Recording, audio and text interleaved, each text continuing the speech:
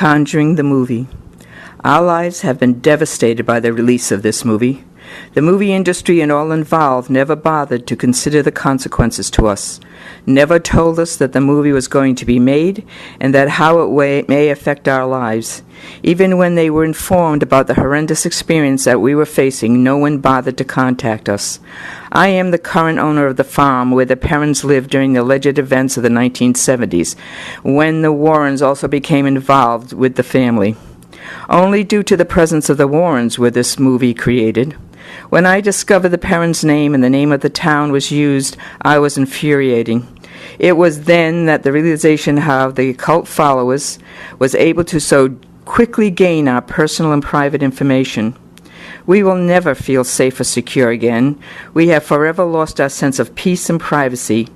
And as long as we live here, we will never feel that peace and for anyone else in the future. We were left on our own to cope with this assault. We are so angry and frustrated.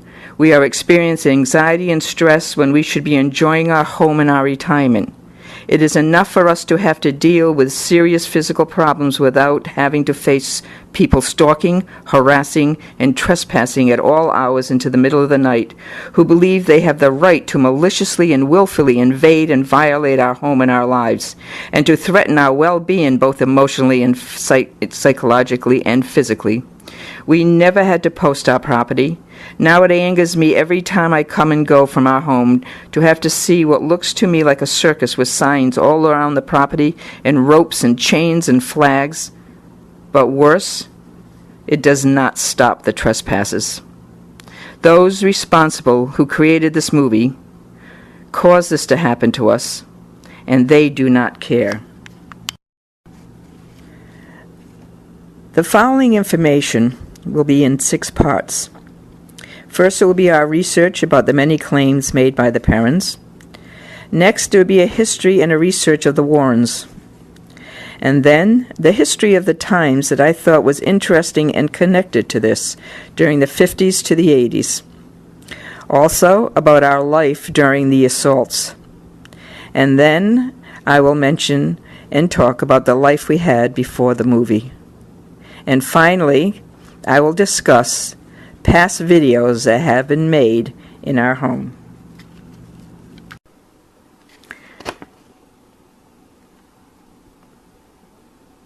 The movie The Conjuring is complete fiction. I find it amazing how the movie industry can create a movie, claim it was based on a true story, when not a moment has been based on any factual reality.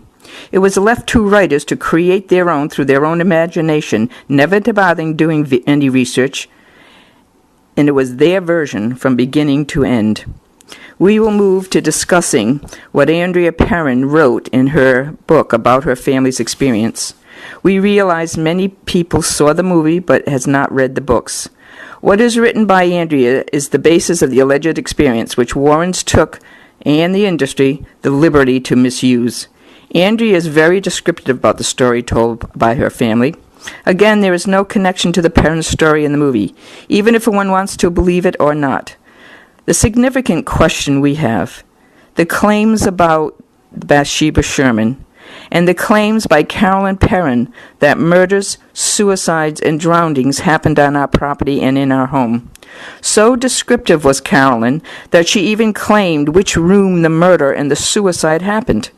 Carolyn claims there were suicides by hanging in the barn, not 1, but 2. We will prove none of these claims are true. So, why did Carolyn create such stories that are totally untrue? What did she gain from it? What was her motivation? Did she eventually believe it herself, or did she purposely deceive those around her? Who was she trying to fool? This should bring into question what other stories did Carolyn create, including the claims of the hauntings. These stories are maintained by the family for over 35 years and included in Andrea Perron's book. Carolyn had claimed she had done extensive research. If she had, she would have discovered what we have found. It is time to reveal the truth.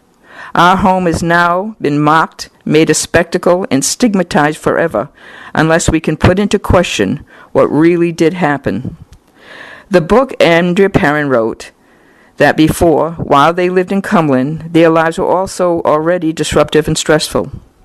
This is the main reason Carolyn Perron was so desperate to move.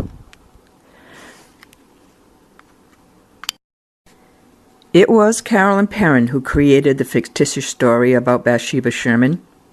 The question is, why did she want or need to make these claims? She claimed that Bathsheba had been an Arnold. She was not. That she had lived in our home. She did not. She claimed that Bathsheba, when she was young, killed an infant with a knitting needle, and according to her, a hearing was held to see if there was enough evidence to bring her to trial for murder.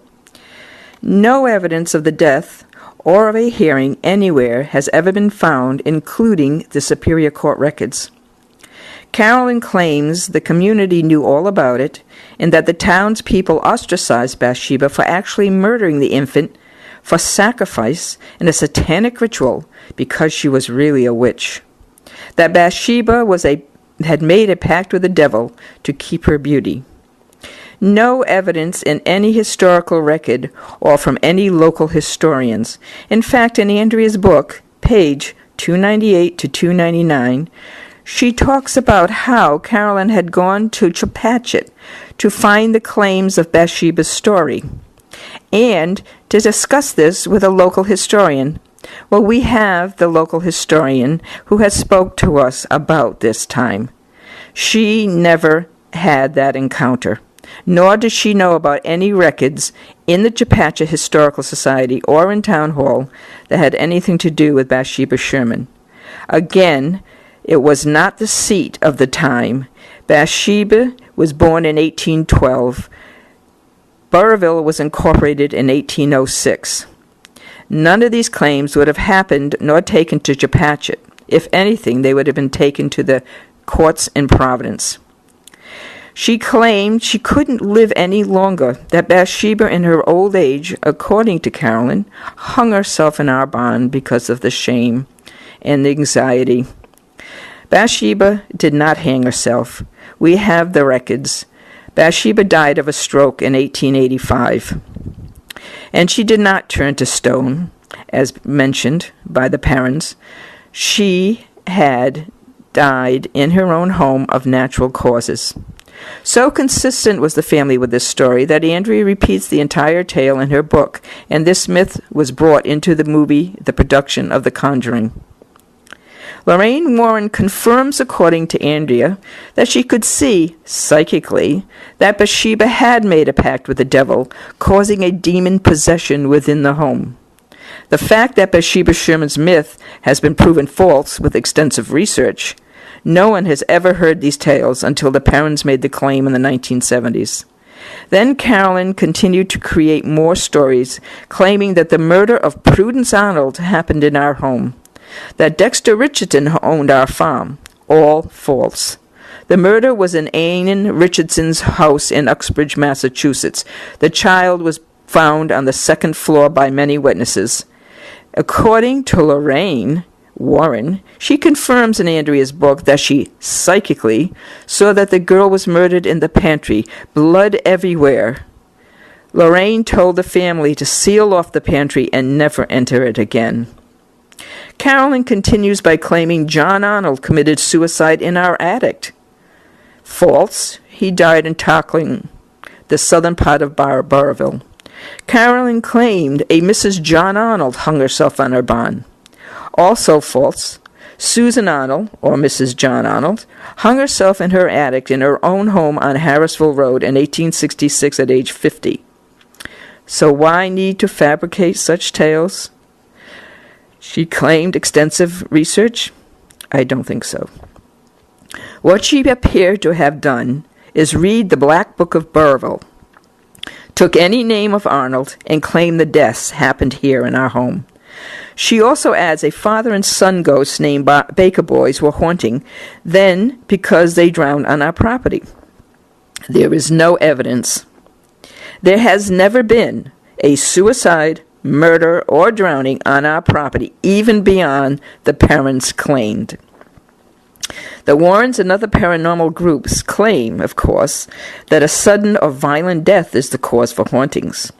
Well, apparently, in all the records we went to, both in Chepachet and Burrillville and Douglas and Uxbridge and Providence, found no connection to any of these violent deaths. To continue the history of Bathsheba Sherman. She lived in the Ironstone area of Burrillville as a child. She did not marry until age 32 to Judson Sherman.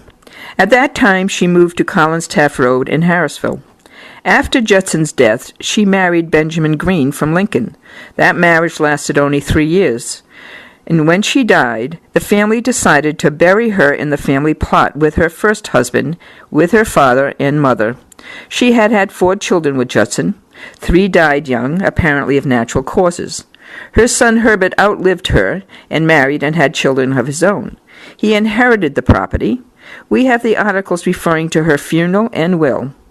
And when we found that someone who has had a notorious history is often referred to at the time of the death in the newspapers, but no story was written referring to any past notorious history of a Bathsheba Sherman. Her funeral and burial was conducted by A.H. Granger, a Baptist minister of the First Baptist Church of Providence, well-renowned church, and also conducted its ministry for the Harrisville Baptist Church.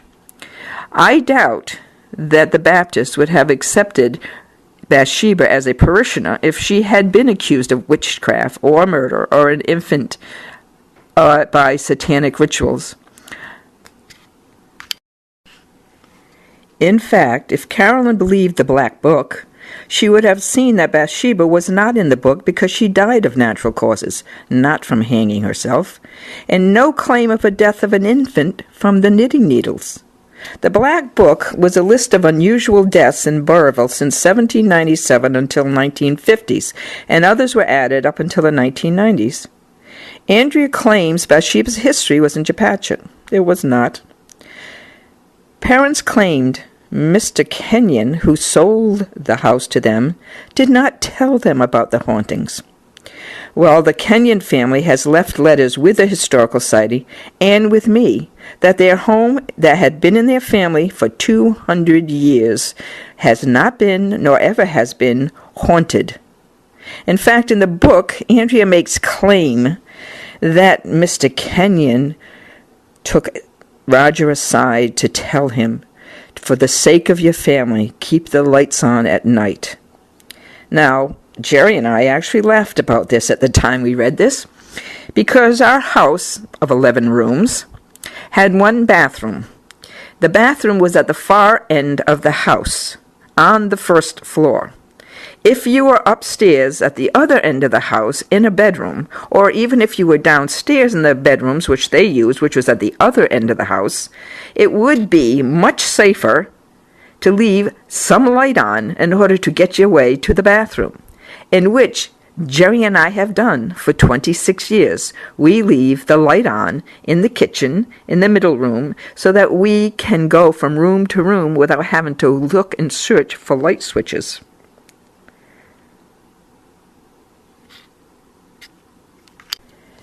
There are other names, 2 particularly, that had unusual deaths connected to the farm.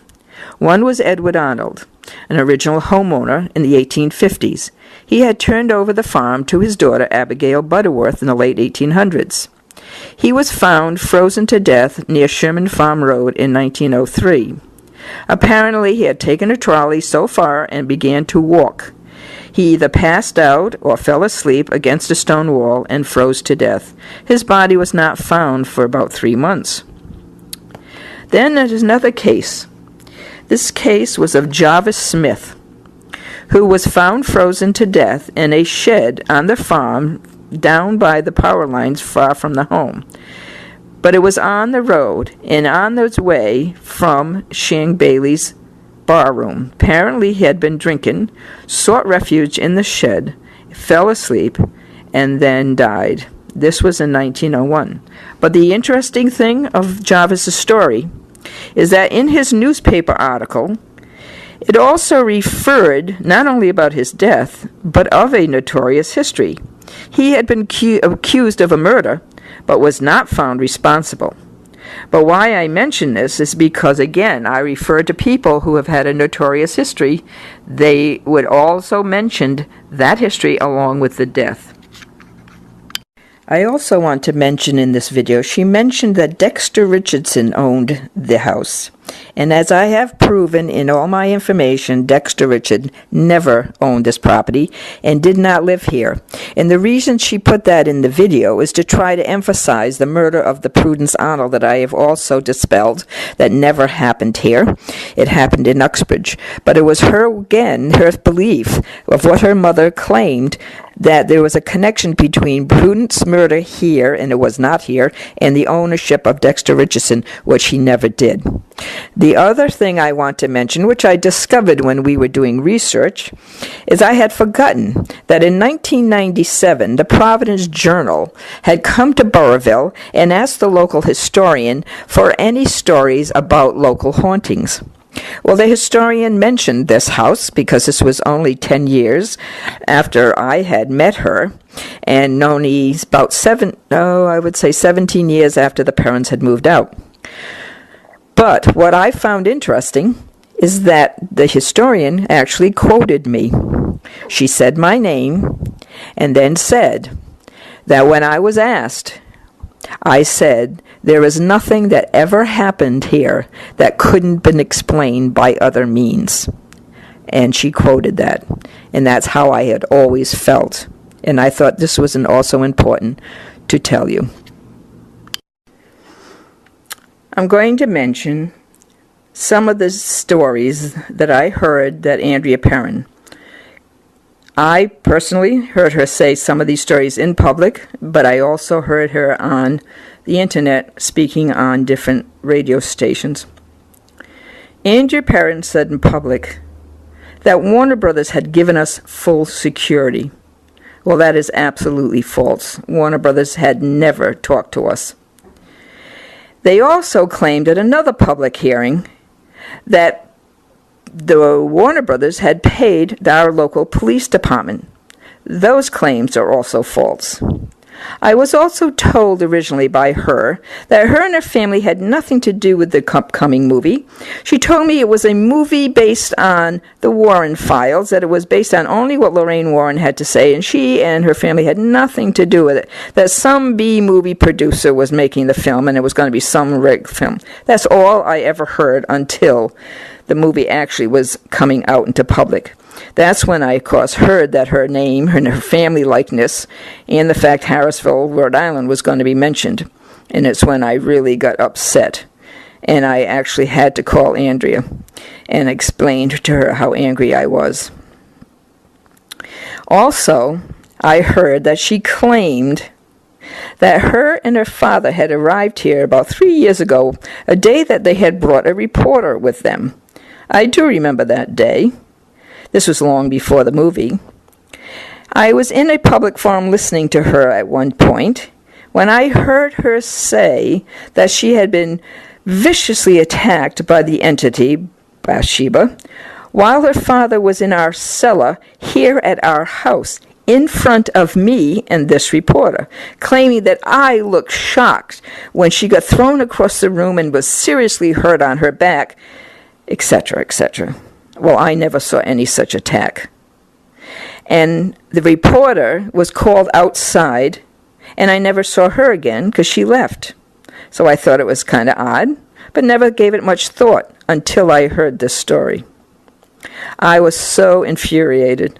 It was right at the week that movie was coming out. So along with my anger about the video and having my name on it with the access to all my private information and telling this false story along with these others, I sent her an extensive email and had her take that video down, which she did for 4 months. But then eventually put it back when she heard I was coming out with all the research that I have done. But the interesting thing, on Facebook, that reporter found me. And I am going to quote what she said, and I do have copies of this. She said, and I quote, I never wrote the story that day because I felt a fraud was being perpetuated, and I wanted no part of it, and I believed none of it." End quote. Then, as I began to listen to more videos and recordings and talks of radio stations and articles, I also found an article by the producer Tony DeRosa Grund of New Line Cinema, who was this part as a producer or co-producer to this movie, claiming he had called both Carolyn and Andrea while they were at my home. Carolyn has never come here since I've owned the home. But he claimed that he heard, while speaking to them on the phone, that dishes were crashing to the floor because the parents' presence had caused the entity to become angry and used my name in the article. That made me extremely angry. Andrea did not mention the name Tony DeRosa Grund until she was in my house on July 23rd, when she made the last visit here, right after we had seen the movie 2 days earlier.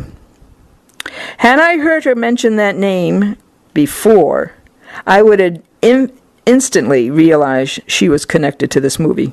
Because Tony DeRosa Grund had actually spoken to Andrea 6-7 years ago, talking about wanting to produce a movie. I had never heard of him or his studio. But whatever they were supposed to be doing, her writing a screenplay, that's what she told me, it all fell apart.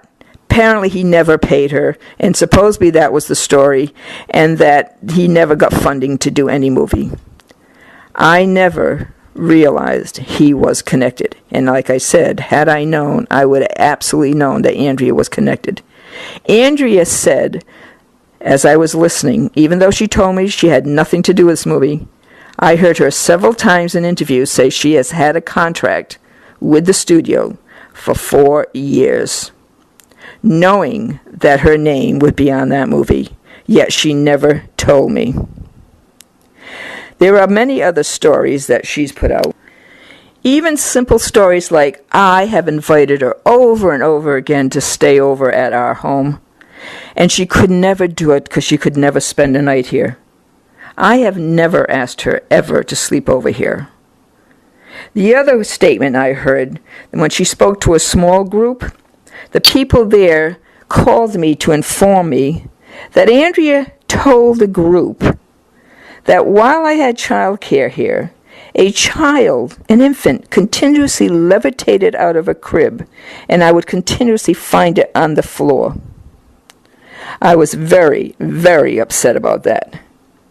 And then on one of the videos she did, she claimed that Jerry, who was so frightened of his study, had never been in it for years. And I absolutely defended that she, obviously, his study is his most favorite place. And then I began to get suspicious. Was she also telling this story in public? I also have an email from her from about 2.5 years ago, verifying that she said she would do all in her power to protect Jerry and me. When somebody had been at our house who had put things on the internet and that had to be taken down. And she was all for protecting our privacy. Yet, that did not happen. It's also interesting to mention, several times Andrea mentioned in her book a Mr. McKeechan.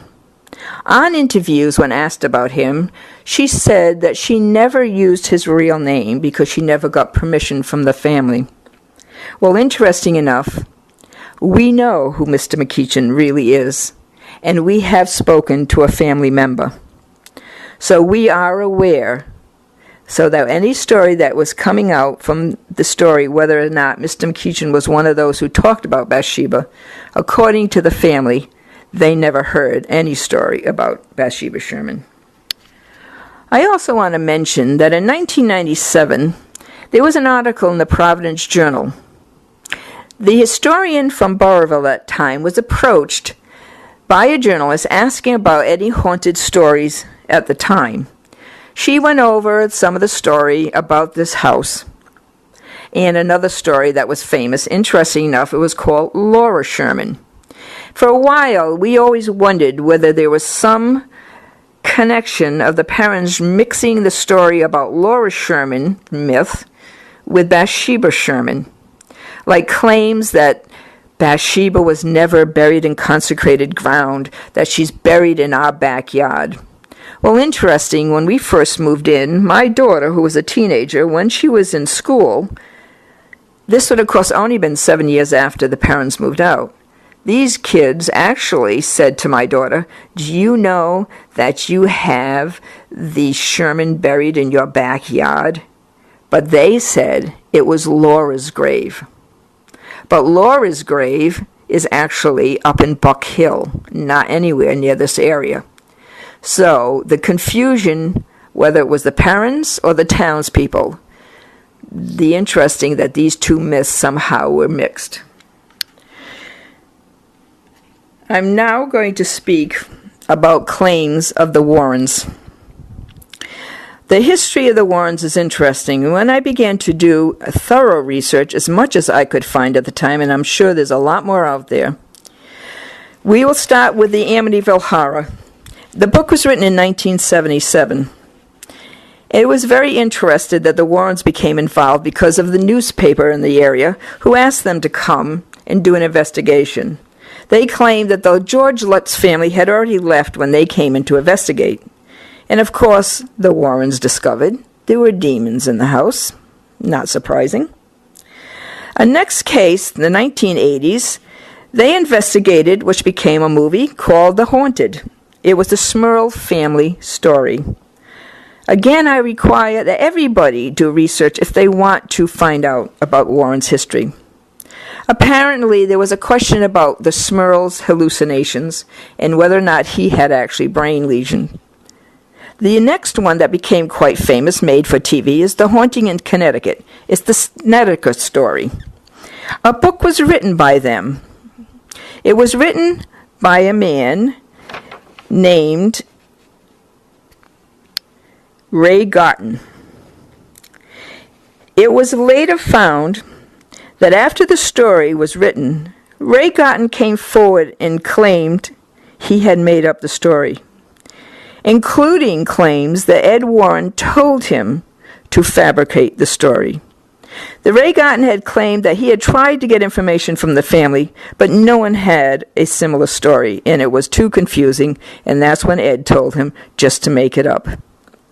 Going back to the Amityville Horror, the man who wrote the book, The Amityville Horror, Jay Anson, he also eventually came forward and confessed that a lot of it was just fabricated.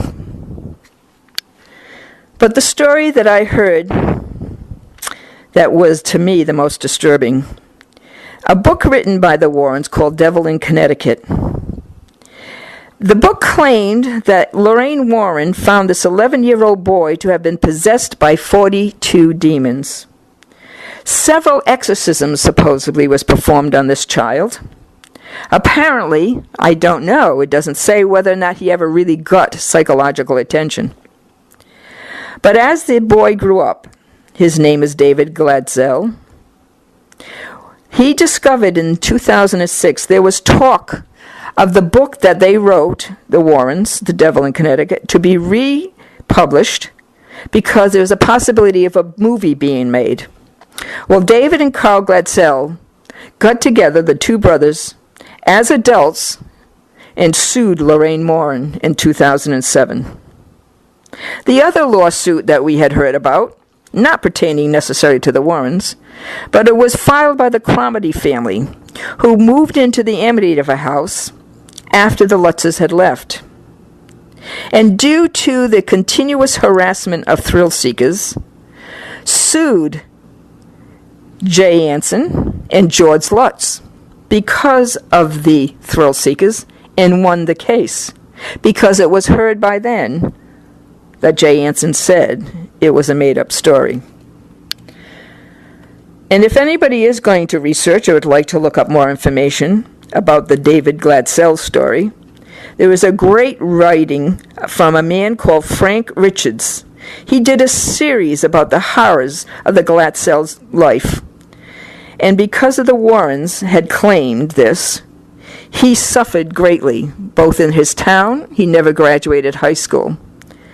And this is why I'm very concerned when this type of investigative nonsense can happen. This can hurt and destroy people's life. And I know personally now what this kind of information can do to people. Nothing, of course, what happened to David, and I feel sorry. I wish I had some communication with him. But it's interesting to read these stories, if anybody wishes to investigate themselves. And I also added, even though this is not a Warren story, the movie The Exorcist. The name of it is The Haunted Boy by Mark Opsasnick, Opsasnick, exposing the real truth of The Exorcist. Also interesting, while I was doing my investigation, I found a video about the Warrens called Spirit of the Woods. It's interesting to know that the Warrens also claimed that they believe in fairies, gnomes, and leprechauns. Now, I even add the interesting thing about how animals are demonized by this. Suggestion is the flies, not only in Amityville, but the parents claim they were attacked by demonic flies. Now, Andrea mentions the word botflies. Well, botflies would seriously not be the type of fly that would have been in a New England home at this point.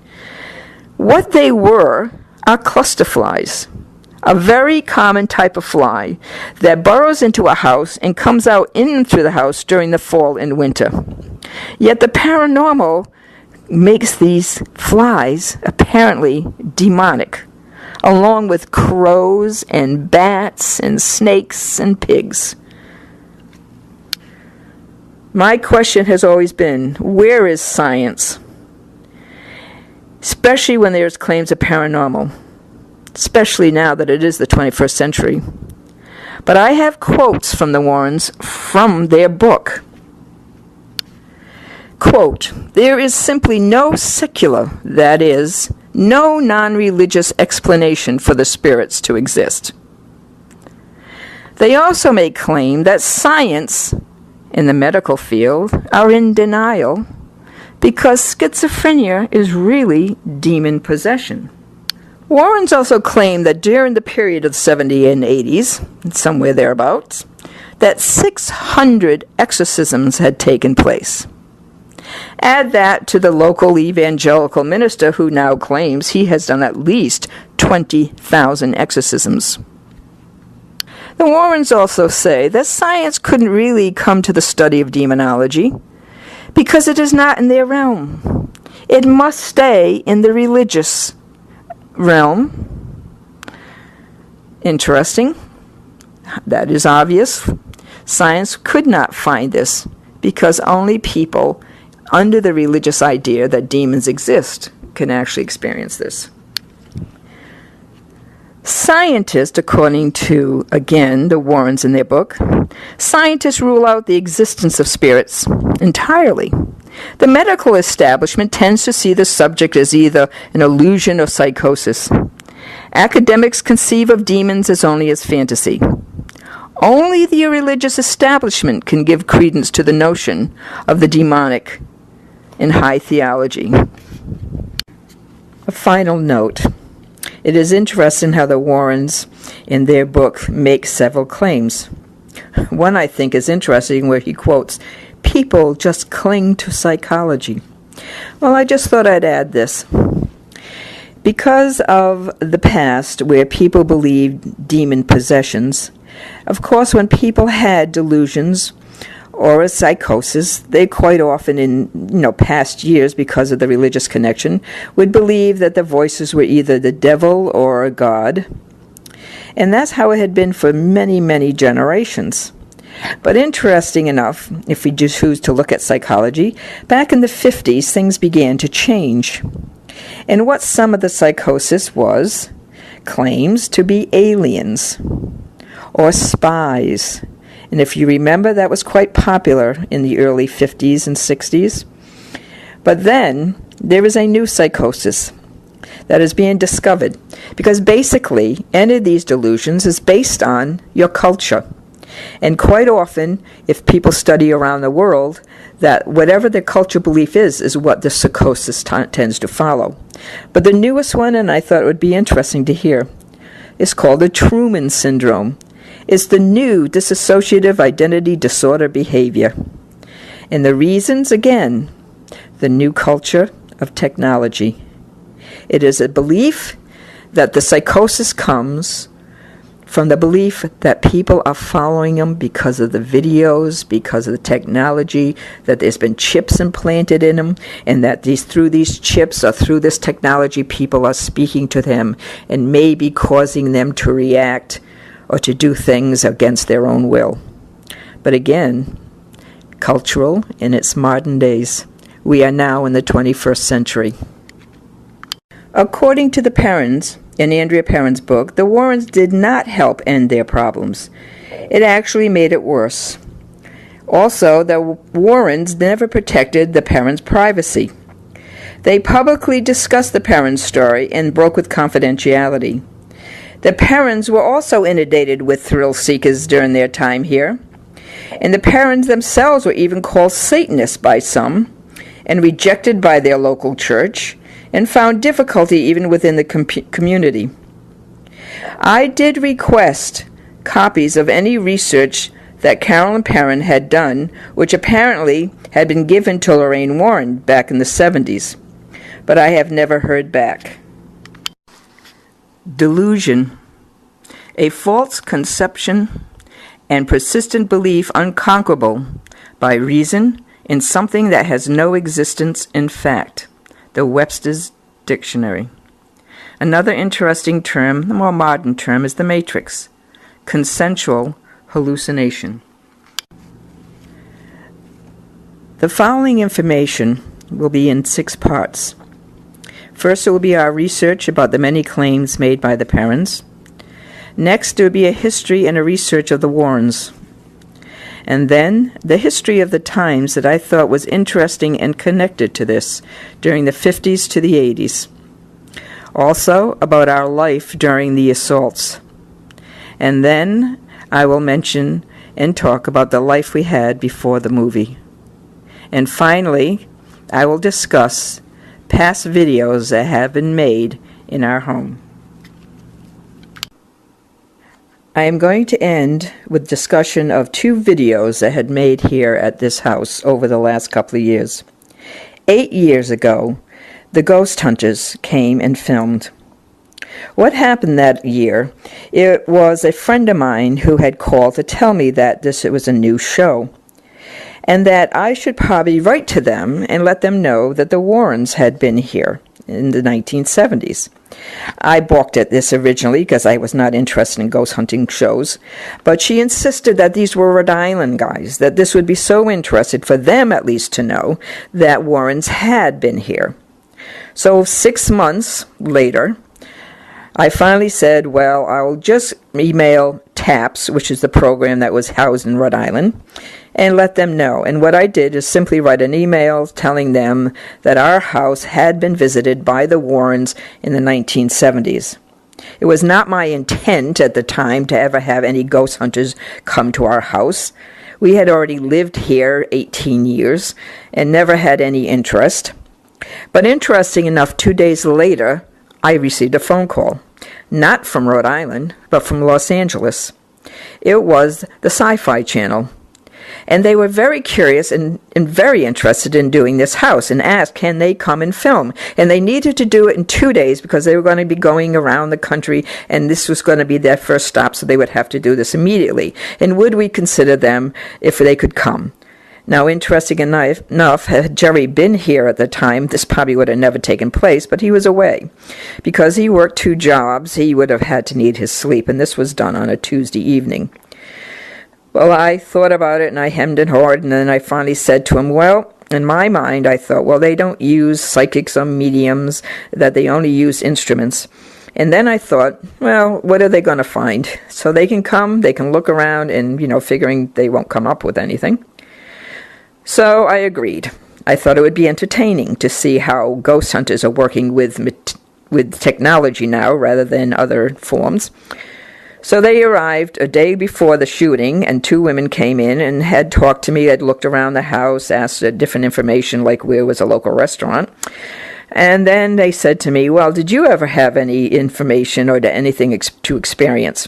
So I said to them what we had said in the first 2 or 3 years that living in the house, because every sound we would hear, because we were told this is an alleged haunted house, we would joke about sounds that we would just say, well, what do you think? Do you think this could be ghost? In fact, I knew nothing of the actual or original story, other than that we were told by the realtor it was an alleged haunted house, and that what we got from townspeople I assumed was just gossip or not real knowledge at all. So I told them a couple of incidents. So they said to me, could they film me saying these stories? And I said, I don't care, that's fine. So they proceeded to come the following day, and they filmed. And of course, I am not told what they supposedly discovered until 2 months later when they come for the reveal. Now, anybody who had seen this film would have seen when they revealed what they had found on their computer. I never said anything. I just watched. Because in my mind, I was actually surprised. Because here I am with cameras on me, watching them having an experience that we had not had for 15 years. Not only 1, but 2, claiming they felt something on the bed and in the chair. Now that was something we had joked about 15 years earlier, and they happened to be at the one night to experience it again. Plus, they claimed, of course, the bedroom door opening and closing. I had never seen that door open and close. And they had a couple of other personal experiences. And I thought, this is very strange. So they continued to tell me that they believed this was a house of paranormal and it was haunted. So I went along with it, because what else do you do when you have cameras following you? Never thought anything of it. But I have to give credit to the Ghost Hunters show. They never said the name of the town, nor did they use the parents' name.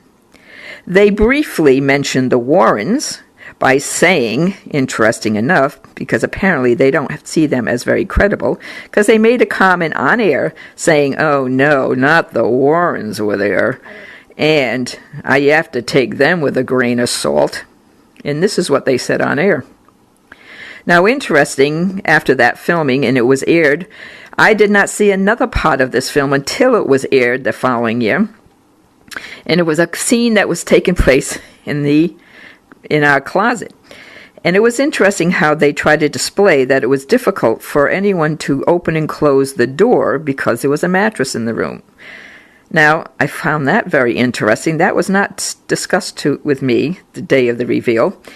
And the fact that why would the mattress even impede entrancing and going when it was there, and I went in that closet on a daily basis, going in and out from one door to the next, which is on the other side of the closet.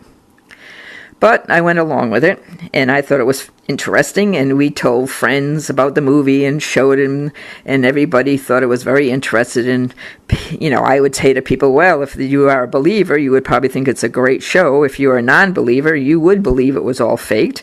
And if you're in between, you would just think it was a very well-filmed, interesting show, which I actually considered it was one of their best film shows. I even joked for a long time that my favorite scene of the whole show was when the giant moth flew into the van during the middle of the night and they thought it was a bat and everybody went hysterical. That I thought was very amusing. But I have to remind people, this is made for TV. And of course, over the years, I have talked to people who have had connections to the show. And I have been told, again, this is made for TV. The other video, which had aired last year, Andrea Perrin, again, I had mentioned, had never told me she was connected to this movie. I had given her photos of the house for a while so she could put them in her book, and that's what I had agreed to. I had never agreed to anything else publicly. And over the years, we had had conversations here and there. She knew that I was never totally convinced there was such thing as a ghost. In fact, we had conversations about science and how I was connected to science based on my psychological background and in counseling. And I even had conversations about quantum physics with her, and even saying that if I were to believe anything, it might be in the eventual theory of string theory. And that I definitely never believed in demons and devils and all those, the other religious icons. I had no interest at all in religious belief. She knew that, and I knew she knew that. And I had also told her that the stories that I had told were in the beginning, in the first 3 or 4 years, when this was so novel to say that it was an alleged haunted house. And she knew that over the years. Well, when she came to me, well before the movie, and asked if she could do a video for her personal, I thought was for her personal use, her father filmed it. And I have to be honest, I am not a technological person. My computer is 13 years old, and I only got an iPad last year because my children gave it to me. I have no knowledge of having used any social media. In fact, I never used Facebook until the movie came out in July, in which I had to make a criticism of it at the time. Now, at this point, when Andrea came to me, she asked if she could do a film, and that she just wanted me to talk about all those stories I had originally talked about in the beginning years. So I agreed, thinking this was for her personal use. Again, never knowing or even involved with social media did I think of this going on the internet. Nor did I have any connection to this movie. As like I say, she said she had no connection. It wasn't even in my mind.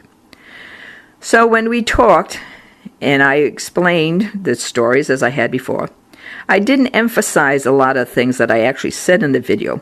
But when I saw comments, I realized people also didn't notice. Because if you are a believer, you will see the parts you want to believe in. If you are a skeptic, you will see the parts that I mentioned that were sounding skeptical. And I did see that in comments from one extreme to another. And I will explain here for those who had seen the video. When I began, I said, in the early years, and then I said 4.5 minutes into the film, that I come from the mind of science. Now, I didn't emphasize that because Andrea already knew what I meant by that. Halfway through, you heard me say also that as we joked about, or jokingly, we said, and then another part about 3/4 of the way through, I said, I never jumped to conclusion about these things.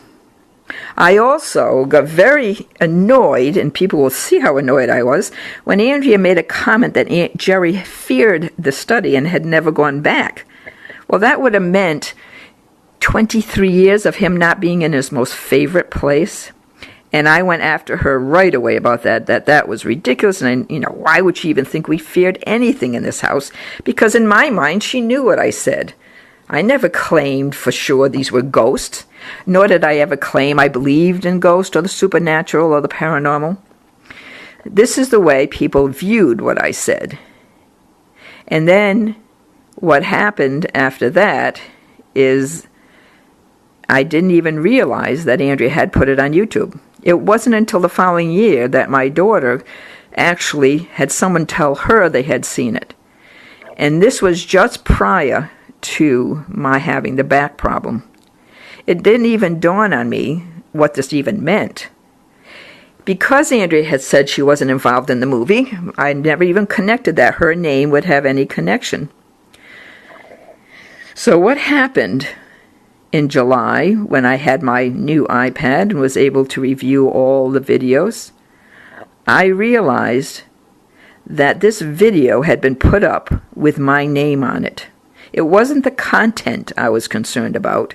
It was the fact she put my name on it. And when I saw that they were thousands, in fact, the first time my daughter called me, she said she saw 45,000 hits. Then we started to see even more than that. It was at that point, at the end of July, I became infuriated by this. And the fact, as I had said before, she had claimed to always have to protect our privacy.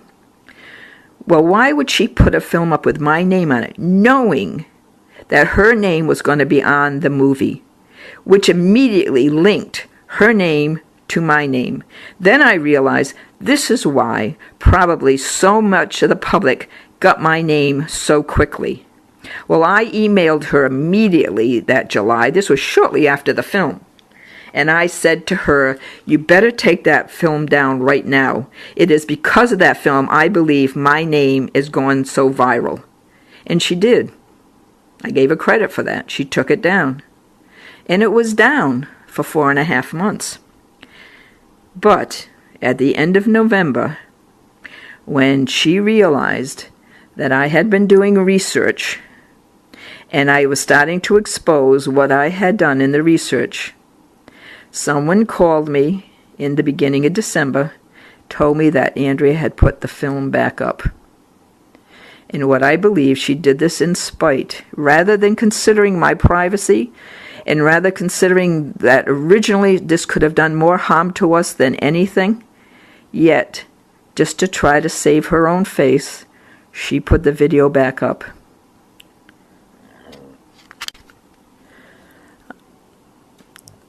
I had been struggling with back pain since the retirement.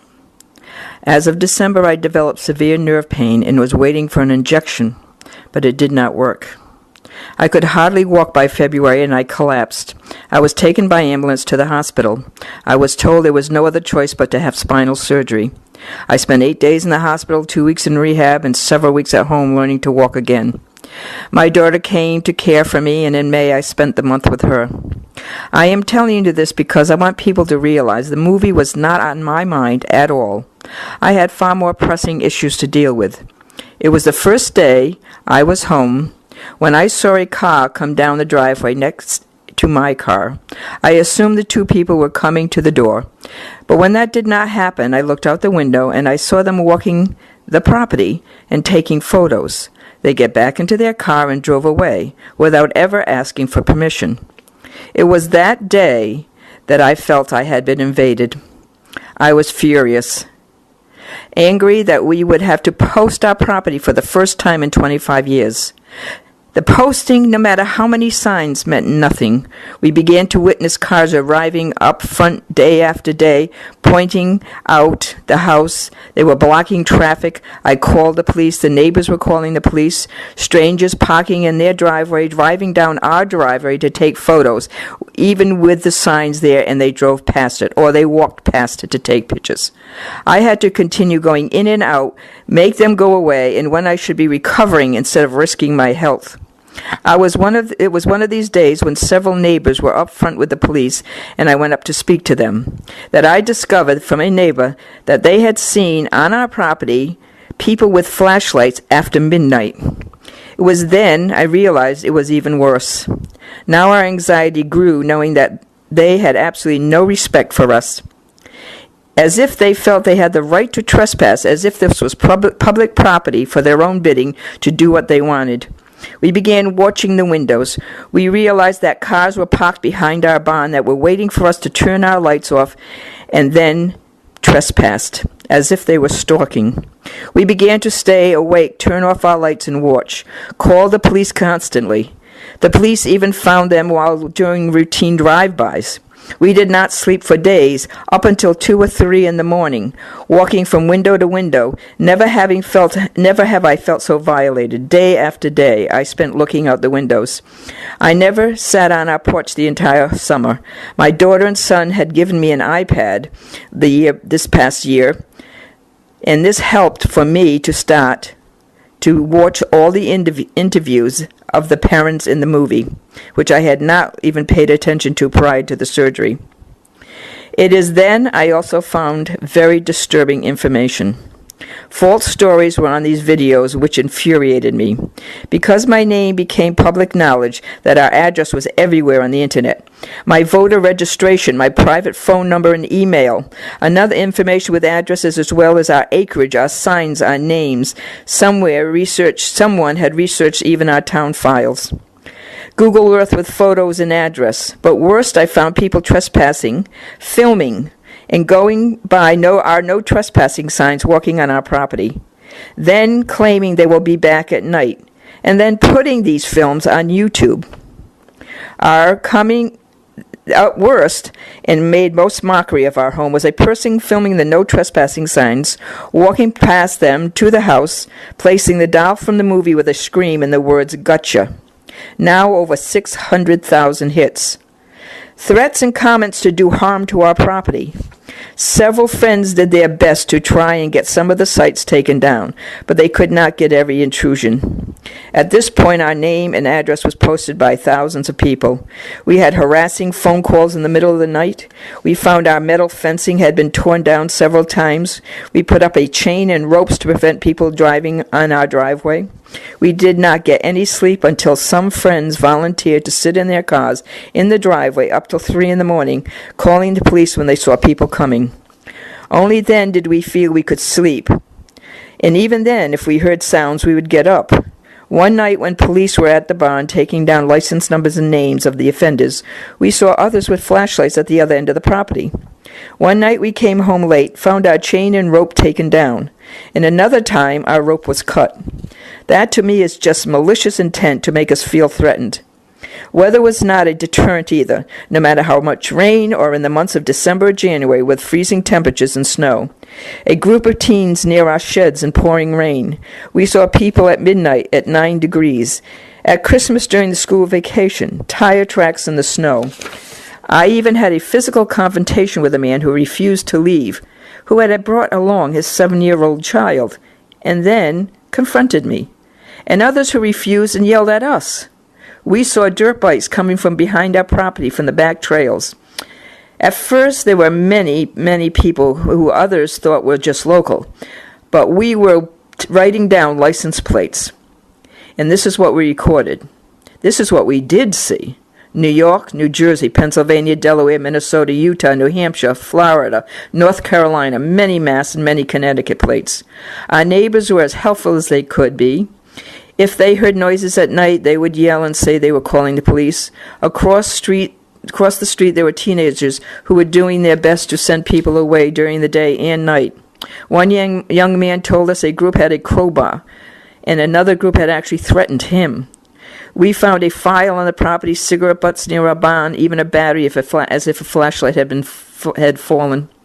Our rail fence next to our house was down as if someone was trying to look in the window. A person who lived down the street said he was having people in his driveway because they thought his house was the one in the movie. One day, Jerry, who has a heart condition, was walking towards our mailbox when a car from behind him blew its horn continuously, so frightening Jerry that he thought the car was going to hit him. He became extremely agitated. Then he became angry when he realized a person was doing this on purpose just to frighten him. We found people opening our mailbox. Our postman was stopped daily and questioned. People going into the local post office asking questions. Where was the house? Going to the library and in restaurants bragging that they had either been here or asking where the house was. It was a constant theme in town. I could not go locally without people asking me about it, or I would hear conversations about our home. I avoided going to local places for several months, but it was in September when I realized just how draining this had become for me. I was becoming obsessed with watching the windows. I could not even watch TV or read or even enjoy our outdoors. It was then I decided I could not stop the invasion, and it was so emotionally affecting me that I had to do something change. So I realized I no longer could enjoy even my own home. So I decided to leave every day. Even then, when I returned, I would find cars out in the front. I found older people felt I should engage with them about the house and story. I found this annoying, except that I would tell them how their presence was considered stalking and harassment. Then they might apologize and, of course, say they never considered this before they came. Younger people often just ran off if I came out. Again, I cannot emphasize enough the insensitivity of the movie industry and all involved, who to this day has never publicly or privately made an effort. It also infuriates us to know that so many people believe this, our home, still contains evil or demons, or believe ghosts even exist here. So many people along with us see our property as a beautiful, relaxing, loving place surrounded by natural splendor, as well as being a unique, historical, beautiful home with great value. 2 reasons, at least, to be thankful. First, we no longer have our horses or our sheep or our dogs or our cats. Knowing people were willing to trespass and break down barriers, what would they be capable of doing to our animals? That would have created even far more anxiety and fear of what potentially could have happened. Thankfully, my child care program had closed 4.5 years ago. Imagine families having to face daily the type of people besieging our property, knowing that their children would be exposed to this violation. One positive outcome is several of the children, now adults, wrote to me stating their anger about how we had been attacked. This emphasized how much attending our program meant to them, saying they experienced wonderful times and felt always warm and comforted by their time here. Like Amityville, we see only continuous effects from this movie from years to come. We will never feel any sense of security or privacy. The threat will forever hang over this privacy for us and anyone willing to live here in the future. We have been contacted by realtors saying how difficult it may be to sell, not necessarily because a ghost. There are plenty of disbelievers who would love to have this property, but those who want to live in a home threatened by trespassers, never knowing what will potentially happen? Would anybody really want to live in a house with that kind of future? If we had a choice, we would donate our home to an historical society for preservation, and who would agree never to allow that ghost hunters to use our property ever again, just to continuously to create a spectacle connecting to this movie. The cover of Time magazine, April 1966, Is God Dead? Secular groups pushing for the separation of church and state, beginnings of fear of secular intellectuals with a new reality of human wisdom. We need to look earlier, when in the 1950s we were praising our advancements in science, encouraging students to be scientists. America, pushed after Russian Sputnik, makes great advancement in the ability for space travel. America had to catch up to this new technology. Prior to 1950, evolution was not taught in schools. After such court cases as Scopes' trial in 1925, but by 1950, evolution became accepted by the general public, yet America begins to fear anti-religious communism, with a totalitarian fascist takeover of certain countries. So feared this new godliness focused on by McCarthyism, so that by the 1960s to 70s, with the decade of turmoil, it became painful for many who felt this stripped away their sense of connectedness. This has been embedded by religion for thousands of years. This along with America's identity with patriotism and nationalism. Even immigrants in America who did not fit could find connection in their religious groups. Churches act like community centers when none other exist. For some gives a sense of community and belonging. So those who could not adjust to the new modern times and who had no other option to place to connect with their identity turned to religion or new cults. For others who connected to the emphasis on technology and logic and reason found connection in secular groups. In the 1970s, it fell back into the old stereotype beliefs, the fear of intellectuals, those who brought us originally into the modern 20th and 21st centuries. New intellectuals, agnostics, atheists, non-believers, or humanists, threatened old traditions. Again, so by 1970s, paranoia, hysteria of the demons of Satanism, along with the fears of loss of place and loss of sense of belonging, confused about modernity, turned to religion, but new forms, not what America knew for decades, but to extreme beliefs. When a self-proclaimed authority proposes a belief, it can become detrimental to the advancement of our society and to individuals. Others need to question and ask about facts, especially when available, to debate the difference between belief and factual research. We need to look closely at statements, like, for instance, you may in time forget about the story which is now applicable to your life, but is applicable to someone and should not be forgotten. Like all minorities who have been imposed upon, at least respect what they had to be endured.